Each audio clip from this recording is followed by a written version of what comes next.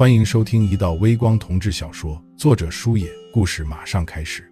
陈泽宇喝了2口可乐，林阮清也跟着举起瓶子，刚喝了1口，忽然包间里的人群骤然躁动起来，笑声、起哄声一齐炸开。怎么了？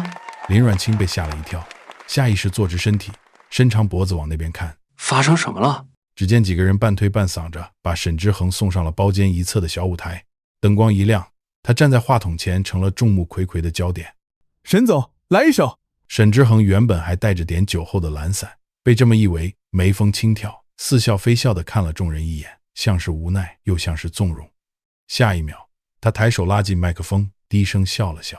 行，咱就唱这一首。前奏响起，沈之恒深吸一口气，指尖轻轻摩挲着冰冷的金属感，灯光落在他脸上，勾勒出清晰的轮廓。他眉眼沉静，神情收敛。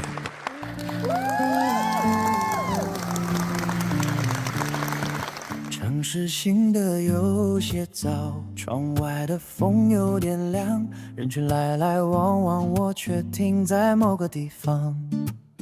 街的拉长影子，起初他闭着眼，紧锁的眉头和微微颤动的下颌线泄露了他内心的波澜。他的声音低而稳，充满着磁性，酒意让声线比平日更松弛，却也更真切，仿佛每一个字都带着他未曾言说的故事。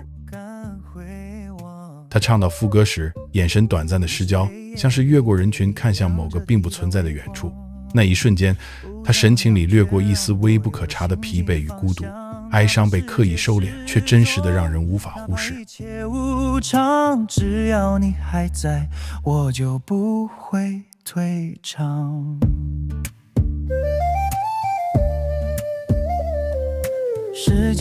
林阮清为了看得更清楚，站了起来。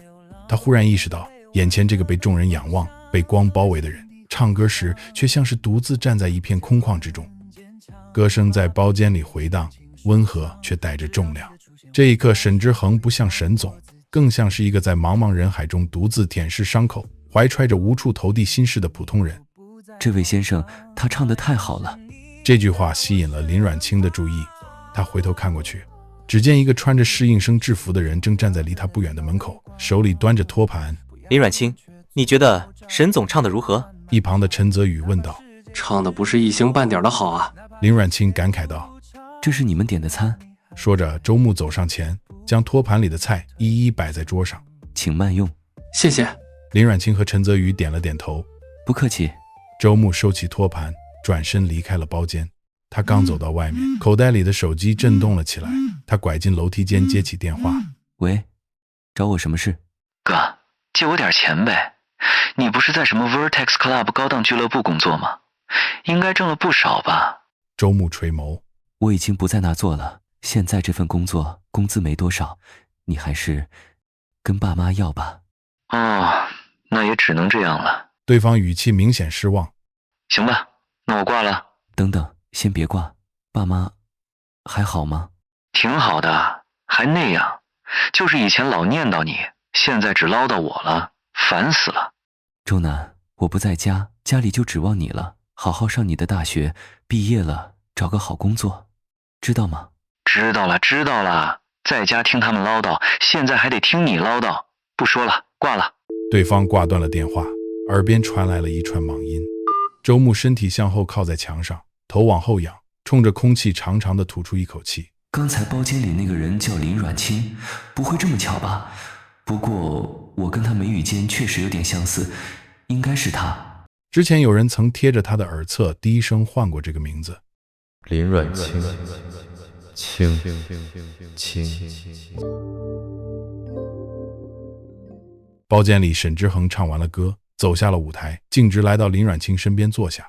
他向后靠在椅背上，喉结微动，抬手松了松领带，随意地解开了2个衬衫扣子。你要不要喝点水？林阮清低声问。不用。沈之恒声音有些哑。你唱歌唱得真好听。林阮清笑了笑。没想到你不光会弹琴，还会唱歌，你还有什么是我不知道的？林阮清半开玩笑地问。沈之恒沉吟了一下。剩下的以后你慢慢了解。说这话时，他偏过头来，目光落在林阮清脸上，温柔而专注。聚会散场时，夜色已经深了，黑色宾利静静地等在路边，车身在路灯下泛着低调的光，马路边，陈泽宇帮着把几个喝高了的员工塞进出租车，众人散去。沈之恒站在台阶上，他脚步微晃，手下意识地抓住了林阮清的手腕，稳住了自己。陈泽宇，我送他回去就行，你先回吧。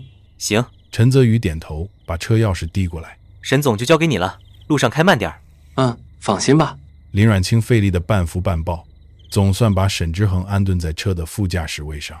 沈之恒侧着头，目光灼灼地盯着一旁正在系安全带的林阮清。车内空间私密而安静，淡淡的酒气在空气中氤氲。阮清，沈之恒突然开口，声音有一丝沙哑。林阮清立刻侧过头。是不是想吐？沈之恒轻轻摇了摇头。你靠着休息一下，一会儿就到家了。说着，林阮清发动了车子。沈之恒闭上眼，侧脸映在车窗的暗影里。他声音很轻，像是自言自语：有你在真好。今天白天的天色有些灰，云压得很低。周牧站在那家曾经灯火通明的 Vertex Club 俱乐部门口，脚步停了很久。厚重的玻璃门紧闭着，门框上歪歪斜斜贴着几道白色封条，边角已经微微翘起，被风吹得轻轻颤动。这里曾经夜夜喧哗，音乐、酒精、灯光、欲望全都在这里奔腾过、翻涌过，可现在只剩下一种近乎绝望的安静。周牧伸手推门，门轴发出一声生涩的响动，这在空旷的大厅里显得格外刺耳。他的脚步声落在地面上，一下又一下，被回声放大。这一路熟悉又陌生。吧台上落了薄薄一层灰，酒瓶还原封不动地摆在架子上，时间在这里停止了。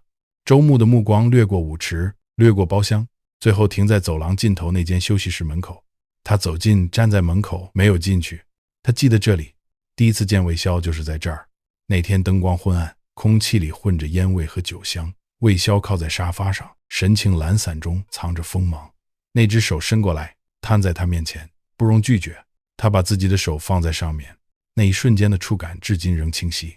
片刻后，他转身往外走。走出俱乐部的时候，他看见了许久未见的李玉。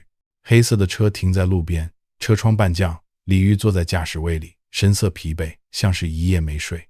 周牧走近，脚步在车旁停下。你怎么来这儿？就是看看。